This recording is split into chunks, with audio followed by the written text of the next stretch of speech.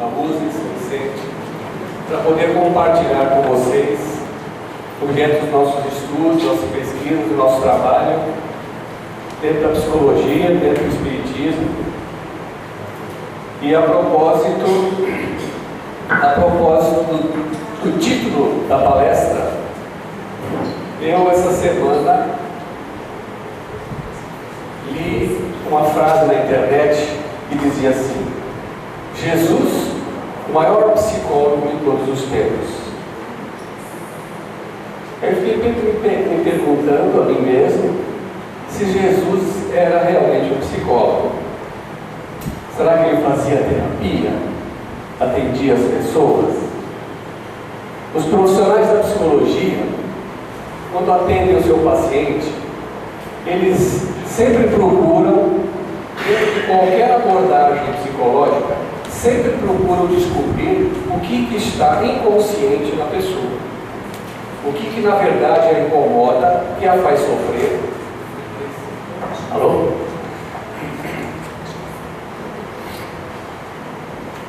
Então, o psicólogo, o profissional de psicologia, vai usar de algumas técnicas dentro da abordagem que ele trabalha para poder conhecer o que está dentro do paciente inconsciente que o faz sofrer. Porque, na verdade, o que nos faz sofrer é aquilo que a gente não lembra, que está inconsciente. Porque o que a gente lembra, a gente administra. Jesus, quando atendia as pessoas...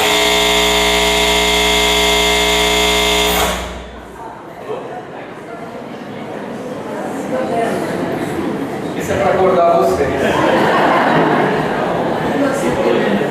Eu sempre trago um monte de bolinha de papel no bolso para jogar no pessoal que fica dormindo. Mas aqui eu nem preciso. Obrigado aí. Então Jesus, quando ele atendia as pessoas, ele como um grande médium, possuía todas as mediunidades, tinha, por exemplo, a sua glândula pineal desenvolvida ao extremo. Ele, quando atendia alguém, quando ele conversava com a pessoa, quando ele ajudava, quando ele curava, ele já conhecia profundamente aquela criatura que estava na sua frente. Ele não precisava fazer entrevista, anamnese. Bastava que ele olhasse para a pessoa, que ele já desvendasse o seu mais íntimo do seu inconsciente. E quando ele curava alguém e dizia, vá e não peques mais, ele sabia exatamente o que estava dizendo. Mas nós, psicólogos, somos ainda muito imperfeitos, estamos ainda muito distantes dessa realidade. Então nós precisamos nos municiar de muitas ferramentas para poder atender aquela pessoa e ajudá-la de alguma forma. Dentre as técnicas que a gente usa no consultório, eu entrego para o paciente, nas primeiras sessões de entrevista, um questionário. Esse questionário é composto de 14 perguntas. E uma das questões, eu indago no paciente o seguinte: pensando na sua vida hoje, quais seriam os seus principais problemas? Então, se eu fizesse essa pergunta para vocês aqui agora, se vocês pudessem pensar na vida de vocês, agora, nesse momento, qual seria o principal problema de vocês? Vocês sabem que essa pergunta, ela tem como finalidade descobrir se o paciente, ele tem um insight sobre os seus problemas. Se ele sabe realmente o que é um problema na vida dele. E o que é que poderia ser tratado. 90% dos pacientes, ao responder essa pergunta, não sabem, na verdade, o que é um problema. A maior parte de nós não sabe. Então, vamos imaginar o seguinte, que eu não sou um palestrante aqui hoje, que como se fosse aqui uma sala de aula, vocês fossem, então, os alunos, e eu sou o professor. E eu vou dar uma aula para vocês hoje. Eu vou explicar para vocês o que é problema e o que é dificuldade. Vocês não imaginam quão importante é descobrir a diferença de uma coisa e outra. É fundamental para a gente, se quiser se melhorar. Geralmente nos centros espíritas se fala muito em reforma íntima. Tem até cursos de reforma íntima dentro das casas espíritas. Lá no centro que eu frequento tem um curso de reforma íntima que já dura 3 anos. Eu até brinquei com o rapaz outro dia, pô, isso é já um mestrado em reforma íntima. É uma pós-graduação. Mas como é difícil fazer reforma íntima? E vocês sabem por que é difícil fazer reforma íntima? Porque para fazer reforma íntima é necessário 2 pré-requisitos. 2. Sem os quais, esqueçam, não se faz reforma íntima. Primeiro, eu preciso querer. Segundo, eu preciso me conhecer. E vocês não sabem, a maioria das pessoas não se conhece. Para começar, a diferença que existe entre problemas e dificuldades. Vocês saberiam? Parece que é a mesma coisa, né? Problema é uma dificuldade é um problema. Mas é muito diferente. Então eu vou dar uma aula para vocês hoje. Para vocês não esquecerem mais. Dificuldade é tudo que vem de fora de nós e nos incomoda, nos atinge, nos faz sofrer. Problema é tudo que vem de dentro de nós e incomoda mais aos outros. Então, dificuldade é o que vem de fora, nos atinge, nos incomoda. Problema vem de dentro e incomoda mais os outros. Então, por exemplo, pensando sobre esse ponto de vista, uma pessoa é caluniada. Vocês acham que isso é um problema ou dificuldade? Dificuldade. Isso, exatamente. É uma coisa que vem de fora, calúnia, falou mal de mim, a pessoa foi maledicente, é uma dificuldade. Muito bem. Falta de dinheiro.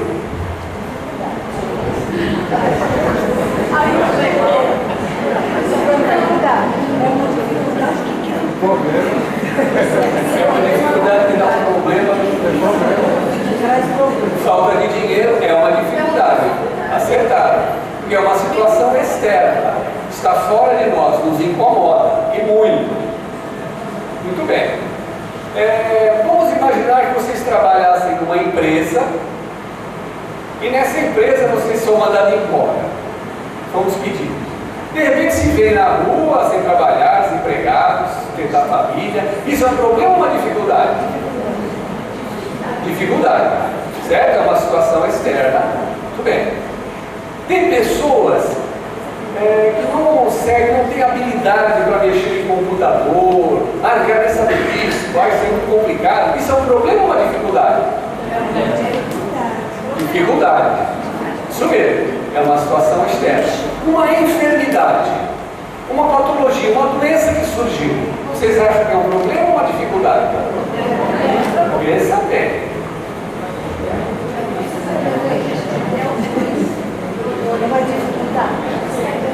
Uma doença, uma gastrite, por exemplo. É uma doença muito comum. Vamos até falar dela mais daqui a pouco. Uma gastrite, vocês acham que ela está dentro de nós? Nós não somos espíritos. Estamos momentaneamente reencarnados. E utilizamos esse corpo físico para nos manifestarmos aqui na Terra. O nosso corpo físico é dentro de nós? Não. Nós somos espíritos. Então, qualquer coisa que se manifeste no nosso corpo físico está fora de nós. Logo, uma enfermidade, uma patologia é uma dificuldade. Certo? Entenderam? Muito bem. Só tem um detalhe muito importante que eu preciso dizer para vocês. Que as dificuldades, elas são positivas. Os problemas são negativos. Por que as dificuldades são positivas? Porque as dificuldades, elas são uma oportunidade de crescimento, de amadurecimento, de evolução, de aprimoramento. As dificuldades, elas têm esse objetivo: fazer nós crescermos, evoluir. Essa é a função das dificuldades. Se a reencarnação é uma escola, as dificuldades são as lições. Como a gente é aluno rebelde, teimoso, a gente demora para aprender, aí as dificuldades vão surgir. Inclusive tem um livro de André Luiz. André Luiz é aquele espírito comunicado pelo Chico, fizeram até o filme, nosso lar. Tem um livro dele que se chama Conduta Espírita. E nesse livro tem uma frase de André Luiz que diz assim: após uma dificuldade, aguarde outra. E outra. E mais outra. Por quê? Porque a gente precisa aprender. Se a gente demorar para aprender, vamos ficar enfrentando aquela dificuldade até aprender. Quando a gente aprender a lição, aquela dificuldade não há mais necessidade dela. Então eles vão lá na nossa ficha, no mundo espiritual, passa a borracha. Ela não precisa mais daquilo. Eu já aprendi. E outra coisa, as dificuldades, elas são um progresso humano. Um progresso em todas as dimensões humanas. Porque nós somos seres biopsicossocial e espiritual. A própria OMS, Organização Mundial da Saúde, já considera o ser humano como um ser biopsicossocial e espiritual.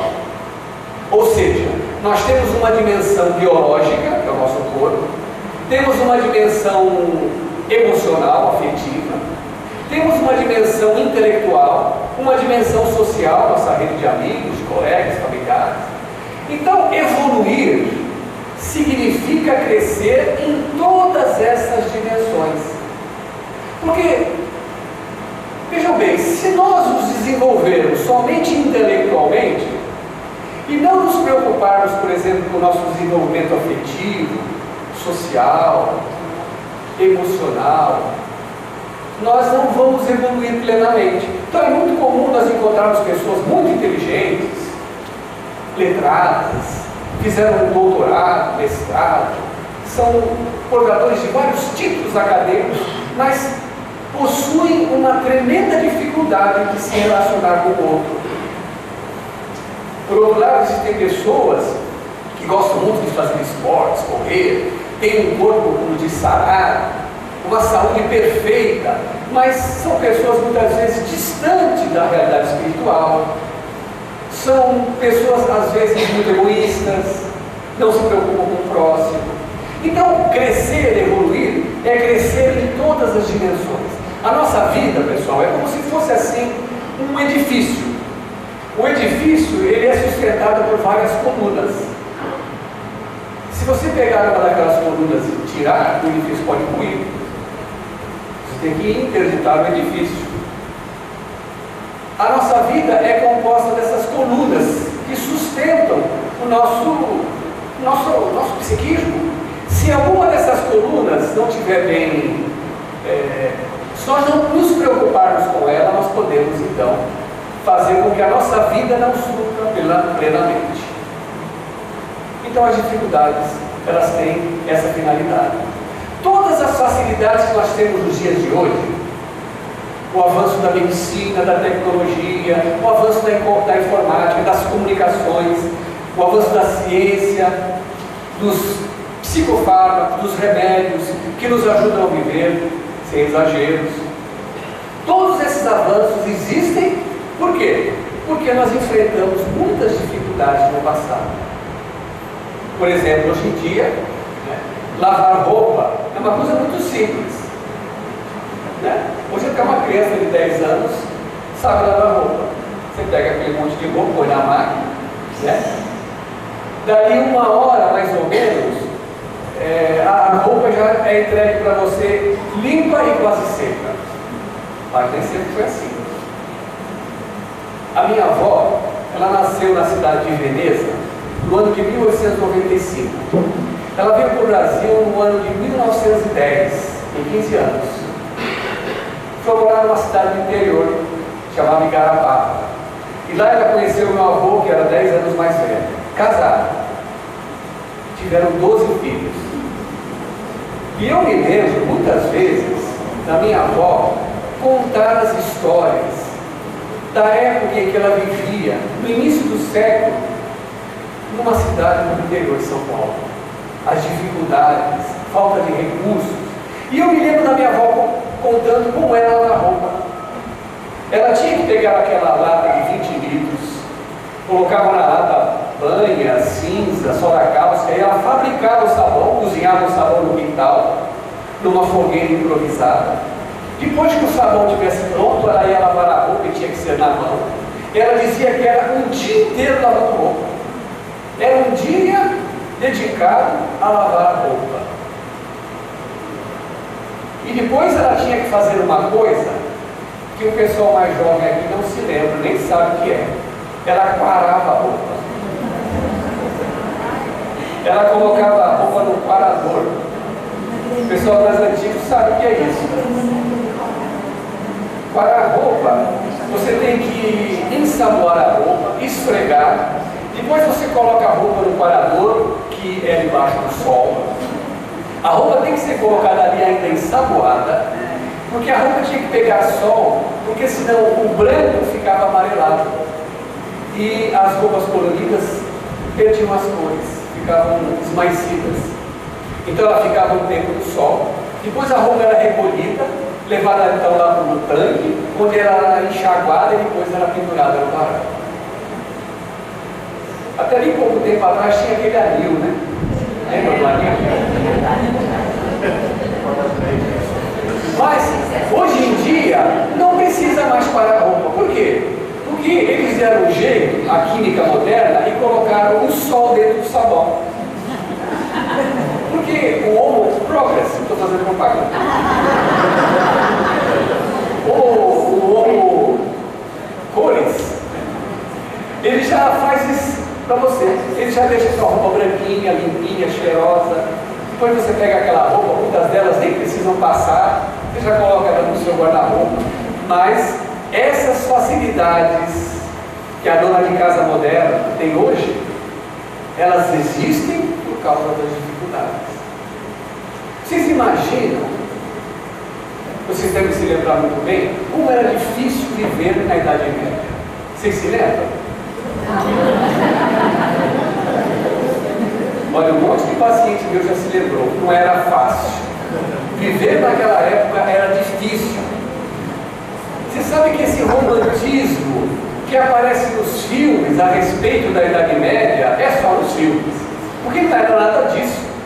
Aqueles salões da corte, daquelas pessoas todas arrumadinhas, penteadas, aqueles vestidões, naquela época não tinha recurso. Os banhos eram tomados uma vez por semana. Eu estava outro dia, semana retrasada, eu estava vendo um documentário na televisão, e o documentário estava falando da época da Idade Média na França, cidade de Paris, no ano de 1600 alguma coisa. E ele disse, o repórter, que naquela época saiu uma lei expedida pelo imperador, lá pelo rei da França, e essa lei dizia o seguinte, que as pessoas só deveriam jogar os dejetos do pinico pela janela nos dias de chuva.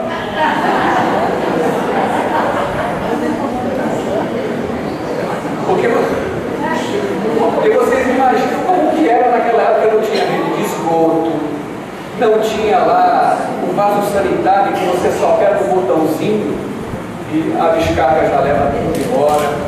Não tinha nada disso. Não tinha higiene. Quando Pasteur, no final do século XIX, afirmou que nós transmitimos as doenças através do ar, ele quase foi para a fogueira. Só não foi porque não tinha mais fogueira. Porque as pessoas já transmitiam essas doenças pelo ar desde quando habitaram o planeta.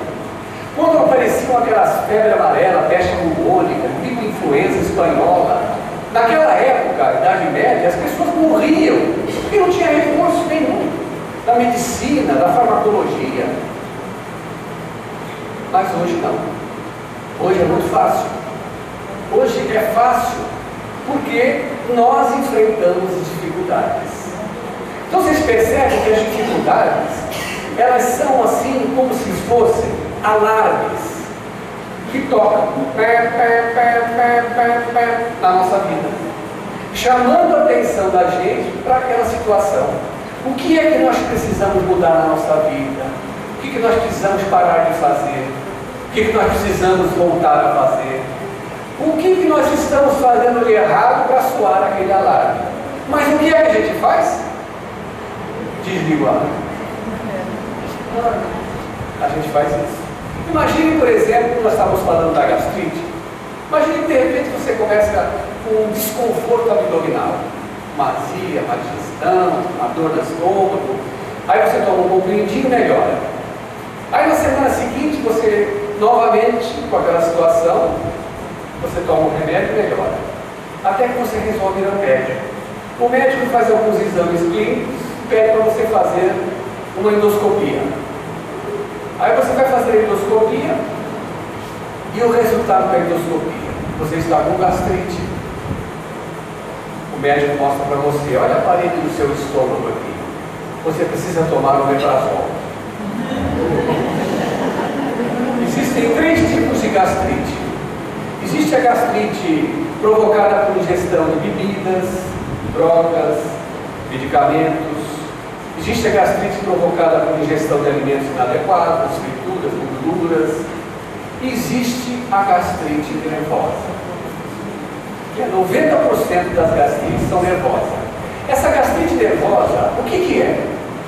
Essa gastrite é provocada por uma bactéria que se chama H. pylori. Essa bactéria, ela já está dentro de nós. Nós não contraímos essa bactéria em lugar nenhum. Não foi naquele alface mal lavado, naquele restaurante que nós almoçamos. Não, essa bactéria já faz parte da nossa flora. Nós precisamos dela e ela da gente.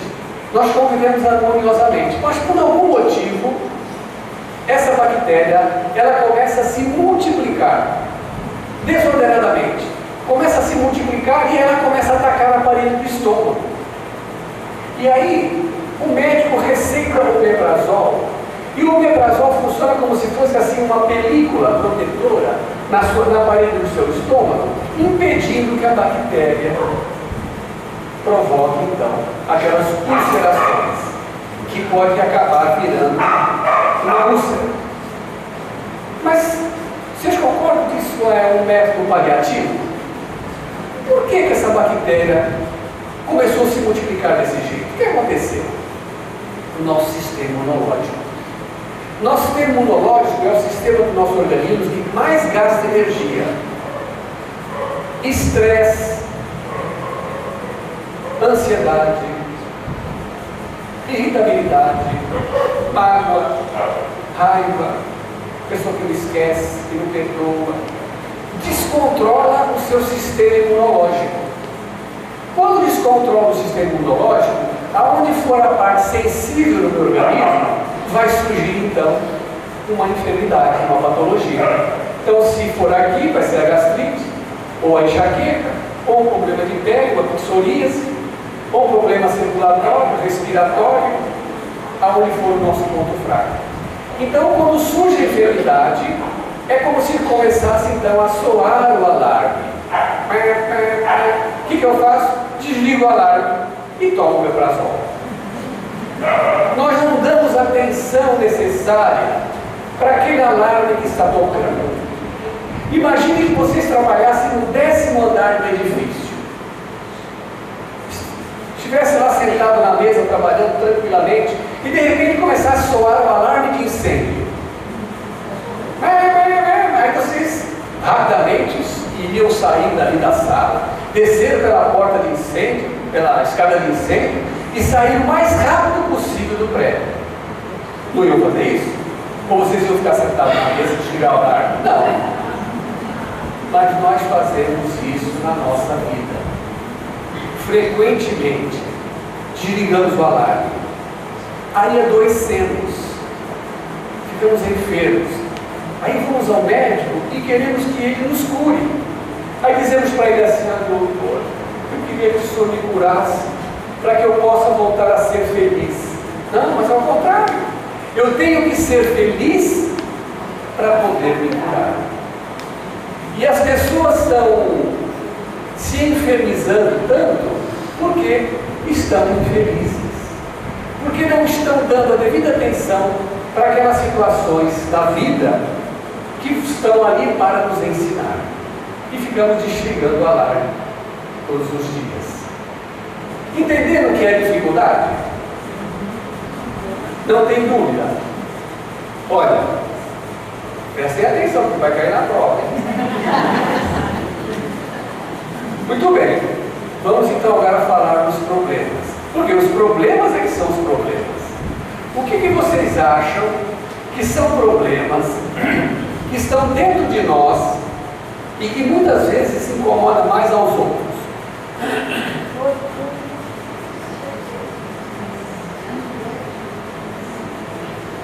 O que é? Orgulho. O que mais? Felicidade.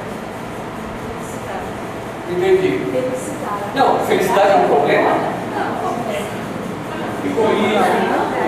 Isso. Ela falou aqui orgulho, o outro falou egoísmo. Isso mesmo. Na verdade, os nossos problemas é o quê? Orgulho, egoísmo, inveja, ciúme, intolerância, impaciência, arrogância, prepotência. Só para dizer os principais. Ou seja, os nossos problemas são os nossos defeitos de caráter. Vocês sabem o que é caráter? Caráter é o conjunto de qualidades e de defeitos que nós trazemos de onde? Conjunto de qualidades e de defeitos que trazemos do nosso passado. Nós já tivemos centenas de vidas, dezenas de vidas, de experiências. Nós já fomos preto, branco, rico, pobre, escravo, senhor, bispo, papa, freira, tudo isso aí, várias vezes. Vocês imaginam a quantidade de histórias que são gravadas dentro de nós? A gente pode não se lembrar conscientemente, mas essas histórias estão aqui dentro de nós. E elas exercem uma influência na nossa vida atual. Algumas dessas histórias do passado, elas não estão esquecidas lá no passado, guardado no arquivo morto da memória. Não, existem algumas histórias do passado que é como se estivessem presentes na nossa vida hoje.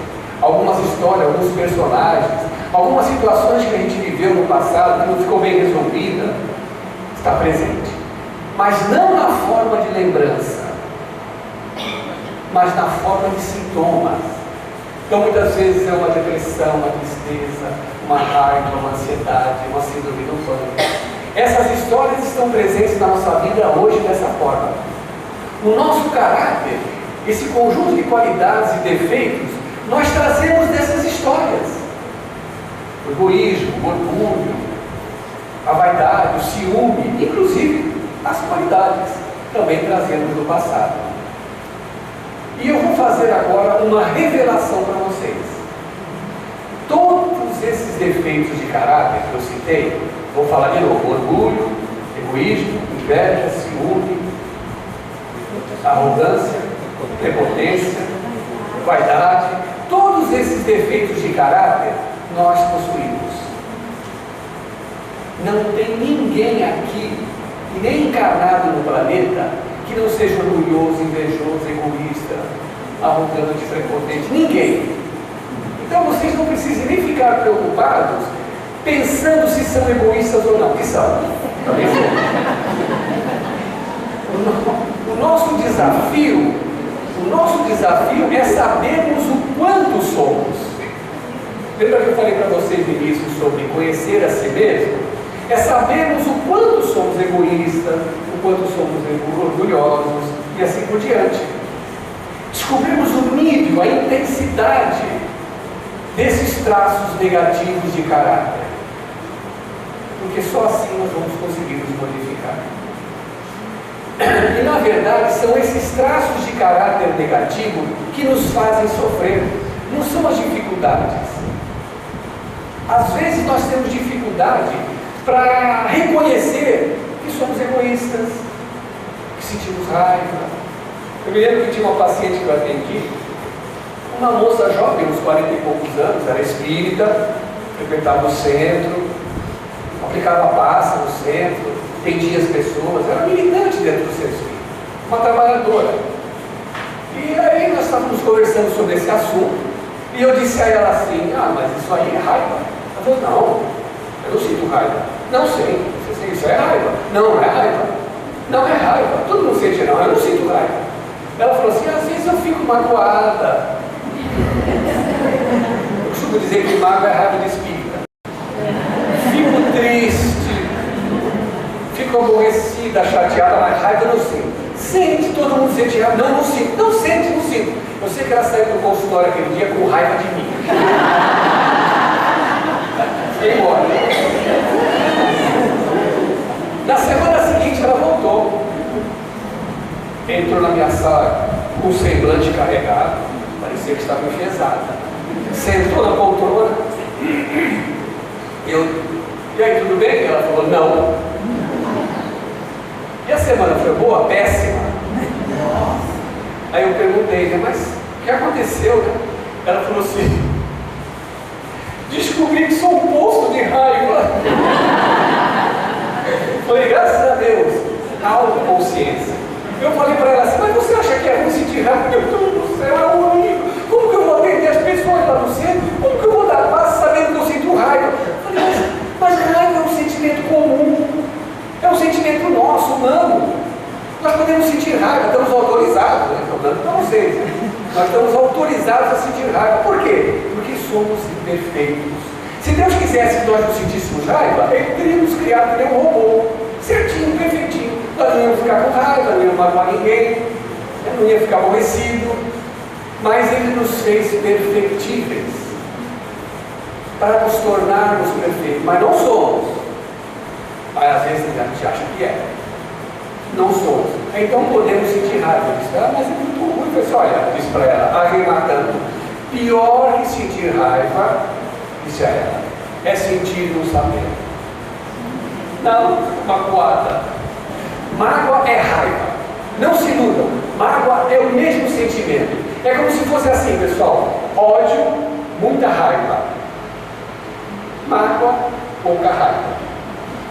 Ou seja, é o mesmo sentimento, a mesma raiz, só muda a intensidade. Mágoa é raiva. Aí eu pergunto para vocês assim, o que é pior sentir? Ódio ou mágoa? Pior. O que é pior sentir? Ódio ou mágoa? Ódio? Errado. Se caísse na prova, você já tem errado a pergunta. Alguém aqui tem dúvida quando está com ódio? Não. Ninguém tem dúvida quando está com ódio. Todo mundo sabe quando fica com ódio. Mas nós não sabemos quando estamos magoados. A gente acha que a gente está triste. Aliás, a mágoa é uma mistura de tristeza com injustiça. A gente acha que está triste, mas mágoa é raiva. E é o seguinte, ninguém guarda ódio, mas guarda mágoa. A mágoa a gente guarda dentro da gente, no coração, no espírito, e arrasta essa mágoa por séculos.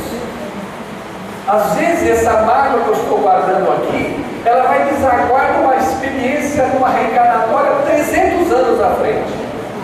Vocês não imaginam como nós trazemos mágoa dentro da gente, de outras vidas. Estão lá. É como se tivesse aqui um nicho dentro de nós, que a gente guarda a mágoa. E vocês não imaginam como ela faz mal. Pior que o ódio. Porque o ódio é aquele sentimento de explosão, de momento. Eu brigo, eu xingo, eu bato a porta. Mas a mágoa, não. Geralmente a mágoa é o autoagressivo que sente. É aquele que joga a raiva para dentro dele. Ele não expressa a raiva. Essa paciente ela tinha dificuldade de descobrir que tinha raiva por causa disso. Ela não colocava a raiva para fora. Ela não brigava com ninguém. Ela não falava mal, ela não gritava, não falava palavrão. Mas ela ia colocando tudo dentro dela. Dentro dela ela sentia raiva, não fora. Você sabe que nas religiões de uma maneira geral, até no espiritismo em particular, existe uma cobrança velada para que nós nos tornemos bons. E muita gente, espírita, religioso, perseguindo esse ideal de ser bom. Eu queria ser bom, eu quero ser bom, eu vou ser bom. E esqueçam. Esqueçam que ninguém vai ser bom nessa vida. Vai demorar muito para a gente ser bom. A gente não vai ser bom. Existe essa cobrança. Muitas vezes a gente fica trabalhando com expectativas inatingíveis. Imagina essa expectativa de ser bom, de não ficar com raiva, de não ficar magoado. Não, mas eu não posso ficar magoado com o meu irmão. Eu tenho que perdoar todo o meu irmão. Eu não posso ficar triste. Não, eu tenho que ser bom. Esqueça. Isso aí é trabalhar com expectativas inatingíveis. E quando a gente trabalha com expectativas assim, o que acontece? Nós começamos a construir dentro de nós uma terrível baixa autoestima. Porque nós vamos descobrir que não estamos conseguindo ser aquela pessoa que a gente gostaria. E a gente não vai ser dessa vida essa pessoa. Vai demorar. Então, eu falo o seguinte: nós temos que trabalhar com expectativas possíveis de serem realizadas. É o que eu chamo de redução do dano. Nós vamos sentir raiva. Tudo bem, entre em contato com a raiva. Não repila ela de você. Saiba quando você está com raiva. E o que é que deixou você com raiva. Então nós podemos o quê? Diminuir a nossa raiva. Descobrir o que é que nos deixa com raiva. Olha, imagine. Você sabe que todos nós temos um nível de exigência. O nosso nível de exigência é que responde pela nossa raiva. Quanto mais exigente a gente for, mais raiva nos sentimos. Quando eu sou muito exigente, eu sou muito prepotente. O que é o prepotente? O prepotente é aquela pessoa que gosta de tudo do seu jeito. Não, não é só você não. Ele fez assim. Não é só você que é prepotente, todo mundo é prepotente. Todos nós somos prepotentes. Prepotente é aquela pessoa que quer tudo do seu jeito. Então, logo, todo mundo é prepotente. Claro que uns mais, outros menos. Quem não gosta, por exemplo, de apanhar seu carro aqui na porta e pegar todos os sinais verdes? Né? Encontrar um lugar para estacionar o carro bem de frente de onde você vai. Aí você vai trabalhar, o seu chefe aquele dia não foi. E aquele seu colega chato também não. E você passa um dia tranquilo. Quem não gosta, por exemplo, de levantar cedo de manhã e depois da higiene pessoal, porque no caso é assim. A minha esposa está aqui, eu sempre conto isso com a autorização dela. Levanto de manhã, chego no quarto, a minha esposa já colocou lá a roupa em cima da cama, eu cheguei ali, eu vi isso. Vou para a cozinha, ela já preparou o café, já passou manteiga no meu pão, sem ovo, que ela gasta que eu gosto.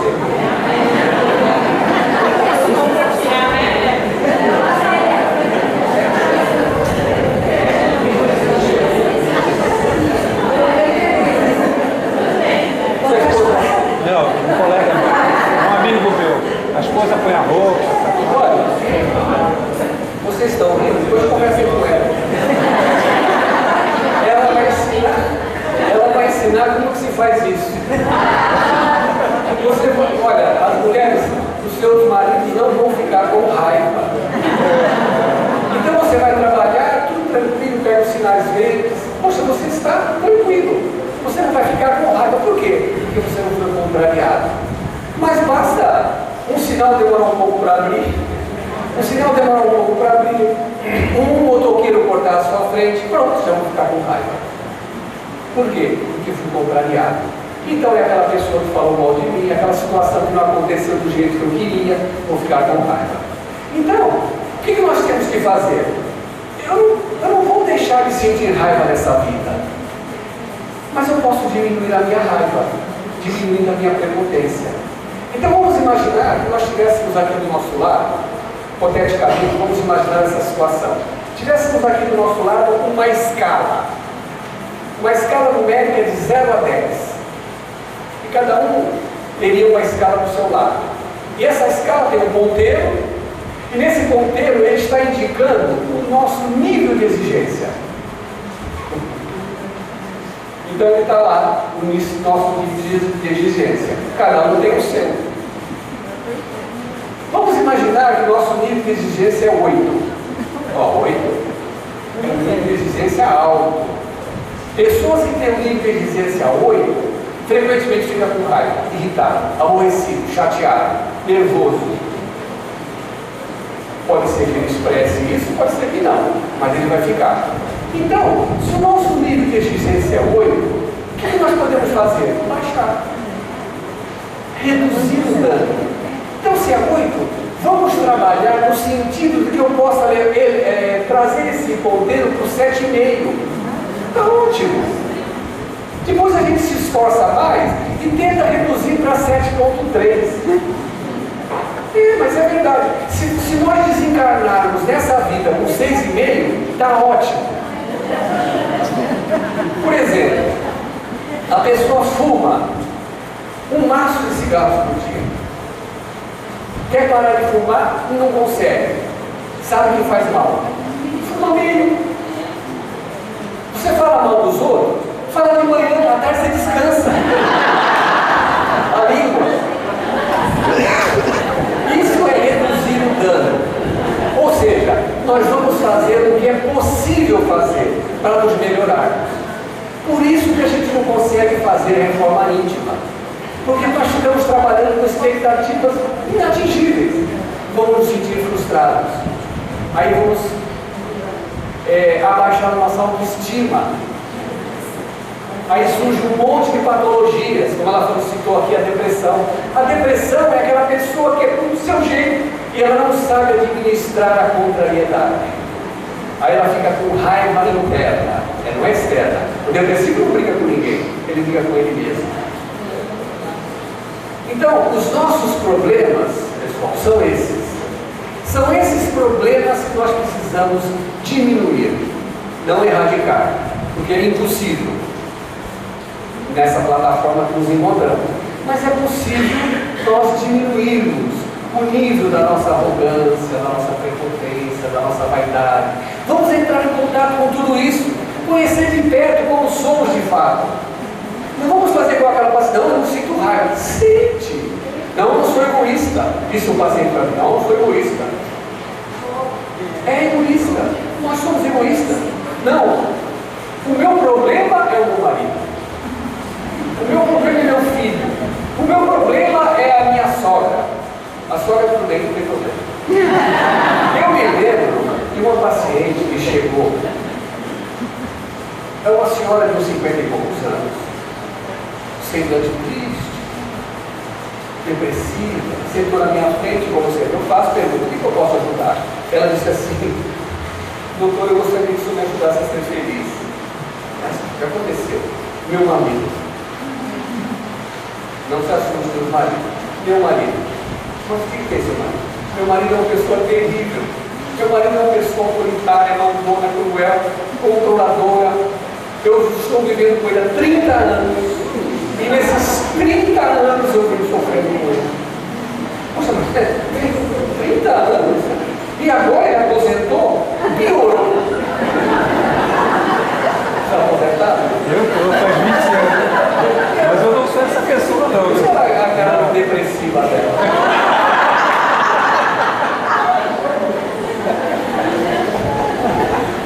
Aí eu disse para ela assim, poxa, então você fala para o seu marido vir aqui, porque é ele que está fazendo terapia. Ela falou, meu marido? Jamais ele vai vir aqui. Nunca.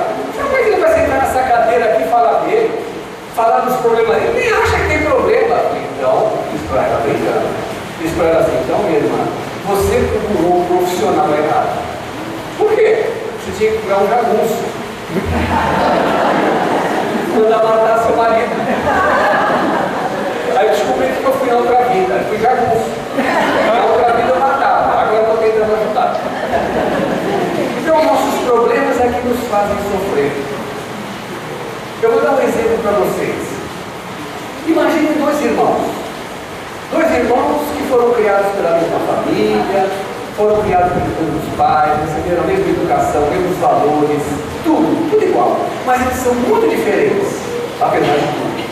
Um deles é uma pessoa muito tranquila, uma pessoa do bem, sabe? Uma pessoa amorosa, paciente. O outro não, o outro é enfesado, o outro é rancoroso, vingativo. Vamos imaginar que esses dois irmãos tenham passado por uma dificuldade. Vamos imaginar que eles tenham sido caluniados. Lembra? A calúnia é uma dificuldade, uma situação externa. O que é mais enfesado, o que é mais tranquilo, diz assim: besteira, não tem que preocupar com isso. Bobagem, nós não somos isso que estou falando. Mas quem falou também, esquece. Ele vira dá de ombros, vai embora, 10 minutos depois nem lembra mais. Do outro, é furioso, egoísta, pesado, nervoso, diz assim: não, eu vou lá, a pessoa vai ter que se retratar comigo, vai ter que dizer para mim o que falou isso, vai ter que pedir perdão, aí fica com raiva, não dorme direito à noite, tem pesadelo. Quem que sofre mais? Segundo. O que esse exemplo demonstra? Esse exemplo demonstra para nós que, na verdade, o que nos faz sofrer não são essas coisas que vêm de fora e nos atingem. O que nos faz sofrer é como a gente as vê. Logo, conclusão: nós não temos que mudar as pessoas, não temos que mudar a vida, não temos que mudar nosso marido, mudar nossa sogra, nós temos que mudar nós. Nós temos que mudar para sofrer menos. Como Gandhi, quando saiu da prisão, perguntaram para ele assim: você já perdoou seus inimigos? Vira ele e diz: não, eu nem me senti ofendido.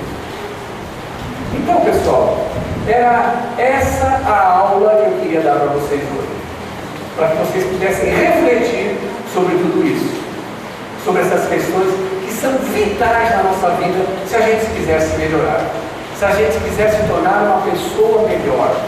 O objetivo principal de estarmos reencarnados, qual é?